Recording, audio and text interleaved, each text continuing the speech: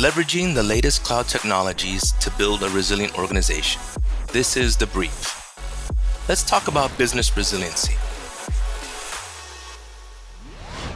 For organizations serving the public, disasters and business disruption can derail emergency response, public safety, and critical health services. COVID-19 uncovered new and difficult challenges for individuals and organizations. As a result of the pandemic, organizations discovered gaps in their IT infrastructure and disaster response planning. Unfortunately, many organizations keep moving from crisis to crisis without a long-term strategy to build resilience and business continuity. However, organizational resiliency is achievable.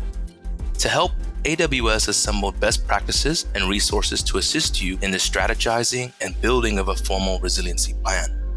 Check out the AWS Organizational Resiliency and Continuity Help Center for resources like the no-cost ebook entitled A Guide to Building Organizational Resilience. The ebook provides a framework and checklist to help in building of your resiliency plan. In addition, explore key webinars on topics from disaster recovery, building a modern call center, and optimizing long-term remote work and learning. Sometimes the best way to learn is hearing from those who have been through similar challenges. One such organization is Mount San Jacinto Community College. With the emergence of COVID-19 social distancing mandates, MSJC needed to quickly transform in order to support a remote workforce so faculty and staff could continue to provide vital services to students. AWS partner Intervision helped the college quickly shift their operating model to address the challenges presented by the pandemic. Within just 2 days, Intervision had completed a production environment of the customer's 5 critical applications that were previously only available on campus. So how'd they do it?